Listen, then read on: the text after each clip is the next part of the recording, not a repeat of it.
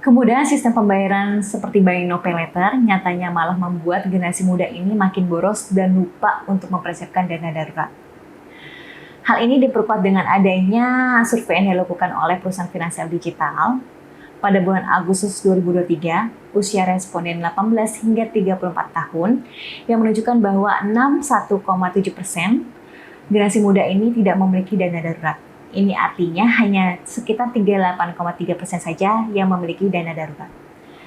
Dana darurat ini nantinya dipergunakan kalian ketika kalian terkena musibah, bencana alam, hingga terkena PHK. Yang nantinya uang dana darurat ini dipergunakan kalian untuk mencukupi kebutuhan kalian masing-masing hingga kalian mendapatkan pendapatan yang baru.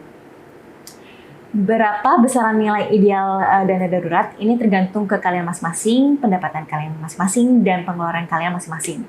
Idealnya ini berkisar 3 sampai 6 kali pengeluaran bulanan kalian. Bersama saya Putri Manggiasih, kali ini di BTS kita akan membahas bagaimana caranya untuk mempersiapkan dana darurat.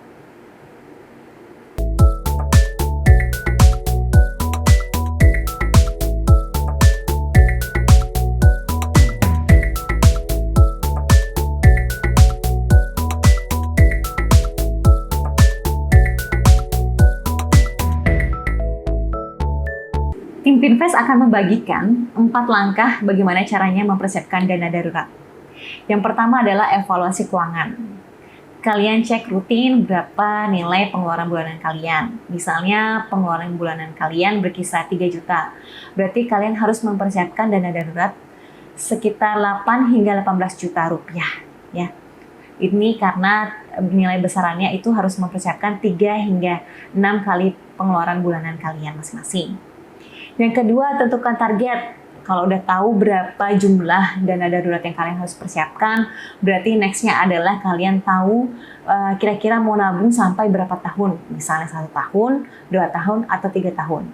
Sehingga kalian bisa mempersiapkan per bulannya kalian harus sisihkan berapa persen dari nilai pendapatan kalian untuk mencapai 18 juta itu. Misalnya ya, gitu.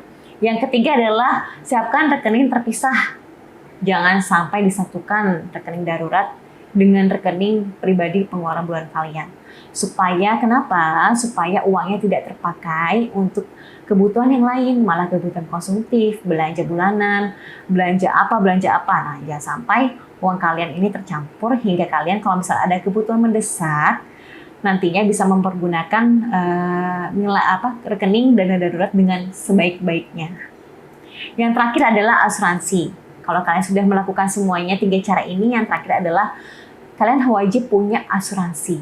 Sehingga kalau misalnya kalian dana darurat sudah tidak bisa ditanggung nih, mentok-mentoknya asuransi bisa mengcover biaya kesehatan kalian kalau misalnya kalian terkena sakit atau terkena musibah, ya.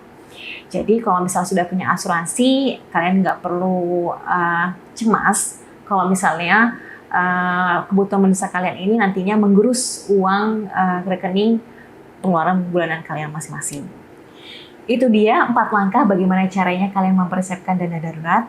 Semoga materi BTS kali ini bisa bermanfaat buat kalian masing-masing. Jangan lupa di like dan di komen dan di share untuk materi BTS hari ini. Saya Putri Manggiasih, pamit.